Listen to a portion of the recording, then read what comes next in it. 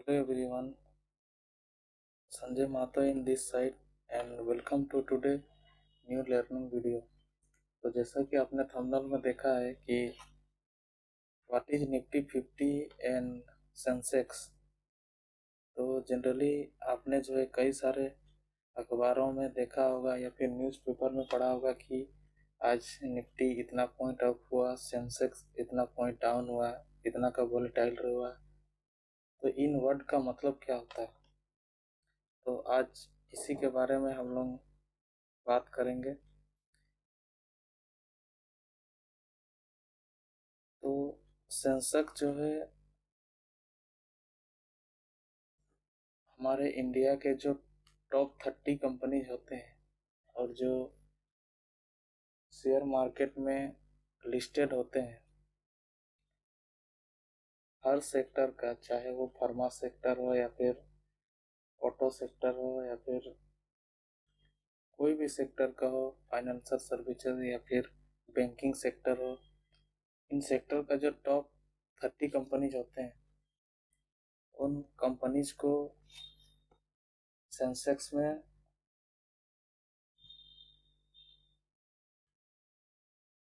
रखा गया है।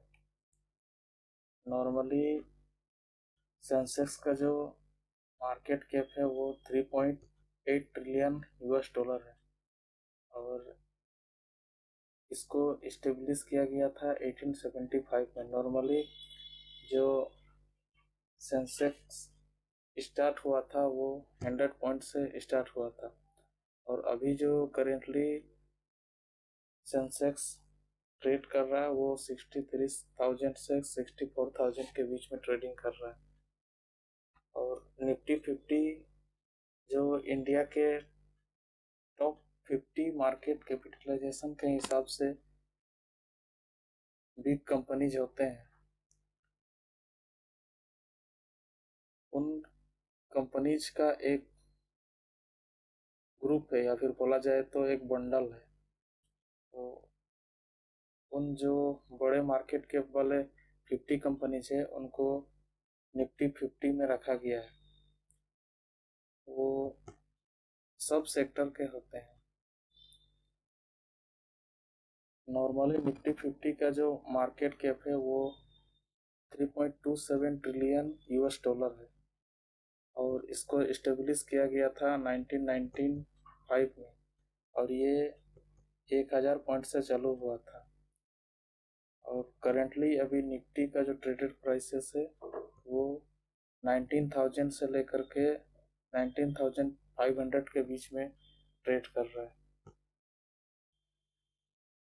सेंसेक्स में जो कंपनीज हैं वो ये सारी कंपनीज हैं, जैसे रिलायंस इंडस्ट्री हो गया। आपने तो रिलायंस इंडस्ट्री का नाम सुना ही होगा जिसके चेयरमैन हमारे मुकेश अंबानी साहब है। उसके बाद इंफोसिस हो गया, ये आईटी सेक्टर का कंपनी है। उसके बाद हिंदुस्तान यूनिलीवर हो गया, ये भी फार्मा सेक्टर का कंपनी है। उसके बाद एचडीएफसी बैंक हो गया, ये भी बैंकिंग सेक्टर का कंपनी है। ये बजाज फाइनेंस हो गया, ये फाइनेंसिंग सेक्टर का कंपनी है। अगर HCL टेक्नोलॉजीज, ये भी आईटी सेक्टर का कंपनी है। ये आईटीसी भी सुना होगा आपने, ये भी फार्मा सेक्टर का कंपनी है। JSW स्टील, ये भी आपका मेटल सेक्टर का कंपनी है। पावर ग्रिड हो गया, ये आपका एनर्जी सेक्टर का कंपनी है। तो डिफरेंट डिफरेंट कंपनी जिनका मार्केट कैप सबसे ज़्यादा है और जो टॉप 30 का लिस्ट में आता है उन सबको यहाँ पर दिया गया है।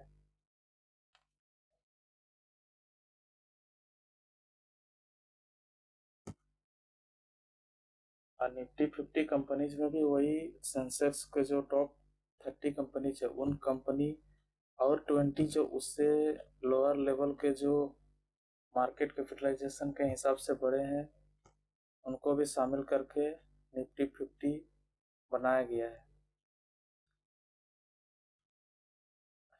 ये देखिए, रिलायंस इंडस्ट्री BS आपका सेंसेक्स में भी था, इसमें निफ्टी 50 में भी है।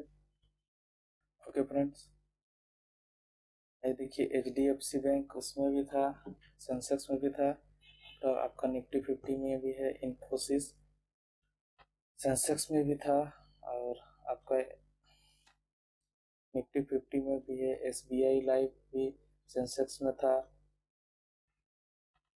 और ये निफ्टी 50 में भी है। जो इतना समझ लीजिए कि इंडिया के जो टॉप 50 मार्केट कैपिटलाइजेशन के हिसाब से बड़े कंपनीज है, उन सभी का एक समूह है, और वो सबको मिला करके एक पॉइंट निर्धारित किया गया है, जिसके हिसाब से मार्केट का अंदाजा लगाया जाता है, ओवरऑल मार्केट का, कि ओवरऑल मार्केट क्या कर रहा है।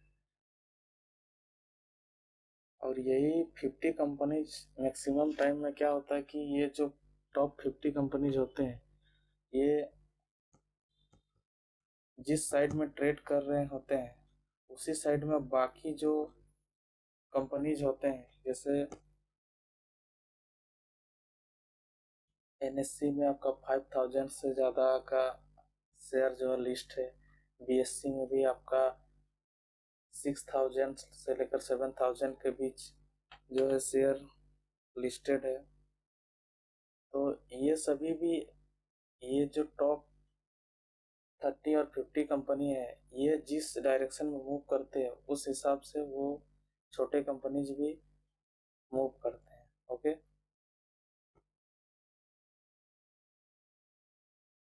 तो आई होप दोस्तों आप लोग समझ गए होंगे कि निफ्टी 50 और सेंसेक्स क्या होता है। तो थैंक यू दोस्तों, मिलते हैं किसी और दिन किसी और एक लर्निंग वीडियो के साथ। तब तक के लिए जय हिंद।